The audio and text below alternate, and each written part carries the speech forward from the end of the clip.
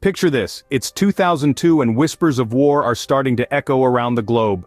It's a time of uncertainty and apprehension, with the world's political landscape shifting under the weight of potential conflict. The United States, under the leadership of President George W. Bush, is preparing to make a move that will forever alter the course of history. The target? Iraq. The objective? The removal of its long-standing leader, Saddam Hussein, and the elimination of what the US government is convinced are weapons of mass destruction, WMDs, as they've come to be known. The belief in the existence of these WMDs is the driving force behind the Bush administration's push for war.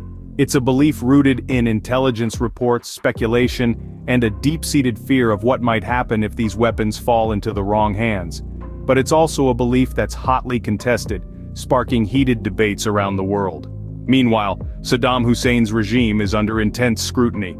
Accusations of horrendous human rights abuses coupled with the alleged development of WMDs paint a chilling portrait of a dictator seemingly unchecked and unchallenged. The Bush administration, determined to put an end to this perceived threat, is rallying its allies and preparing its troops. It's a complex situation, fraught with tension and brimming with potential repercussions. The stakes are high, the risks are monumental, and the world watches with bated breath as the wheels of war begin to turn. But behind the political maneuvering and the military preparations, there's an undercurrent of uncertainty. Questions are being asked, doubts are being raised. Are the claims about WMDs valid? Is a full-scale invasion the right course of action? And what will the fallout be, both in Iraq and beyond? Despite these concerns, the momentum is building. The course appears to be set. The whispers of war grow louder, reverberating around the globe. The world is watching, waiting, wondering. What will happen next? What will the future hold? With the stage set, the world braced itself for what was to come. Dawn breaks on March 20th, 2003, and the countdown to war is over. As the first light of day kissed the horizon, a different kind of dawn was breaking over Iraq. The world held its breath, waiting for the inevitable. The time for diplomacy and negotiations had passed. The countdown to war was over. The initiation of the invasion was as dramatic as it was terrifying. A campaign of shock and awe was unleashed upon the city of Baghdad. The night sky was ablaze, not with stars but with the fires of war. The city, once bustling with life, was now a stage for a spectacle of destruction. The sounds of everyday life were drowned out by the roar of jet engines and the whine of incoming missiles. This was not just a show of military might, but a calculated psychological tactic designed to demoralize the enemy and break their will to fight. While the bombs rained down on Baghdad, the world reacted with a mixture of fear, outrage, and disbelief. The international community was divided. Some nations stood in support of the invasion, citing the need to disarm Iraq of its alleged weapons of mass destruction. Others vehemently condemned the action as a gross violation of international law. Protests erupted across the globe, from the streets of London to the avenues of New York. The world's citizens, regardless of nationality, found a common voice in their opposition to the war. They held placards, chanted slogans, and marched in unity, a stark contrast to the divisions among their leaders. Back in the corridors of power, the debate raged on. The United Nations Security Council, the guardian of global peace, found itself in a maelstrom of disagreement. The invasion had exposed the fault lines in the international order, and the shockwaves would be felt for years to come.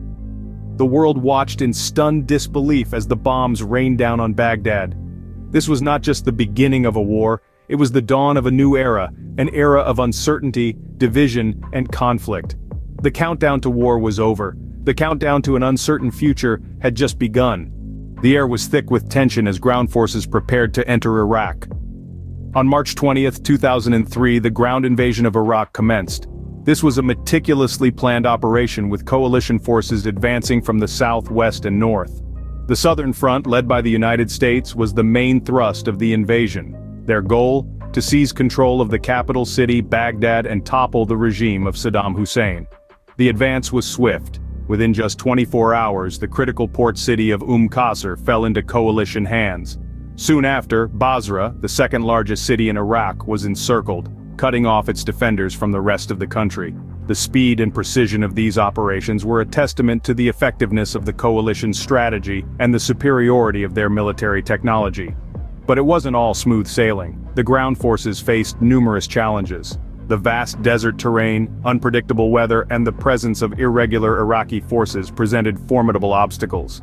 The Iraqi forces used guerrilla tactics, blending in with the civilian population and launching surprise attacks. This made the progress of coalition forces slower and more perilous than anticipated. Despite these challenges, the coalition forces pressed on. They captured key cities and strategic locations, gradually tightening their grip on the country. By April 9th, just 3 weeks into the invasion, the statue of Saddam Hussein in Baghdad's Firdos Square was toppled, a symbolic moment that signaled the end of his regime. But the fall of Baghdad didn't mean the end of resistance. The coalition forces found themselves in the midst of an escalating insurgency. The capture of cities and the toppling of a statue were significant victories, but they did not guarantee control over the country or the hearts of its people. A swift advance painted a picture of an imminent victory, but the hardest part was yet to come. April 9, 2003, marked a pivotal moment in the invasion, the fall of Baghdad. The city, which had been the stronghold of Saddam Hussein's regime, was now under coalition control. The symbolic heart of Iraq had been captured, leading to a cascade of events that would reshape the country and the region at large. Baghdad's fall was marked by an iconic event that was beamed across the globe: the toppling of Saddam Hussein's statue in Firdos Square. This bronze effigy, standing at 40 feet tall, had long been a symbol of Hussein's iron-fisted rule. Its fall was not just the literal toppling of a statue, but a metaphorical toppling of a regime that had held power for over 2 decades. But the fall of the statue and of Baghdad was not just a moment of triumph. It was also the beginning of a period of chaos and uncertainty. With the regime's collapse, law and order evaporated, leading to widespread looting and vandalism. Government buildings, museums, and libraries were ransacked with priceless historical artifacts stolen or destroyed. This looting was not just an act of opportunistic theft, it was a manifestation of the anger, frustration, and resentment that many Iraqis felt towards the regime and towards the invading forces.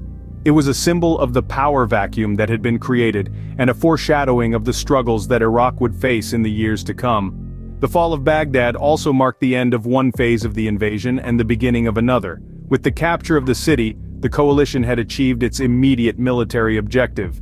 But now it faced a new challenge: managing the aftermath of the invasion, restoring order, and helping to build a new Iraq. These tasks would prove to be far more complex and challenging than the military campaign itself. They would involve not just military might but also political savvy, cultural understanding, and a long-term commitment to the people of Iraq. With the fall of Baghdad, the regime crumbled, but the aftermath was just beginning. With the regime toppled, a country lay in ruins and a power vacuum threatened to ignite a new conflict. The aftermath of the invasion was a landscape of chaos and uncertainty. Iraq, once under the iron fist of a dictator, was now a battleground for power and control. The infrastructure was decimated, the economy was in shambles, and the people were caught in the crossfire of a conflict they didn't ask for. As the dust from the invasion settled, a new challenge arose. An insurgency, fueled by anger and resentment, began to take shape. These were not just remnants of the old regime but also new players drawn to the chaos. They used guerrilla warfare, conducting attacks on coalition forces and instigating sectarian violence, further destabilizing the already fragile nation. And then, there was the hunt for weapons of mass destruction, the supposed reason for the invasion. Teams of inspectors scoured the country, searching high and low for these elusive weapons. But their efforts proved fruitless. The WMDs, it seemed, were a phantom, a false pretext for a war that had already claimed countless lives. The invasion of Iraq was a period of intense turmoil and conflict, a time when the world watched on with bated breath as events unfolded. But, as the smoke cleared and the reality of the aftermath came into focus, it became clear that the true cost of the war was far greater than anyone could have predicted. The invasion of Iraq was over, but its effects would reverberate for years to come. The 2003 invasion of Iraq marked a turning point in global politics and warfare. We've journeyed through its prelude, countdown, ground invasion, the fall of Baghdad, and the aftermath. This event sent ripples through history, altering geopolitics and military strategies forever. The consequences, still felt today, remind us of the profound impact such events have on the world stage. If you enjoyed this journey through history, remember to subscribe, share this video with your friends, and smash that like button to support the channel.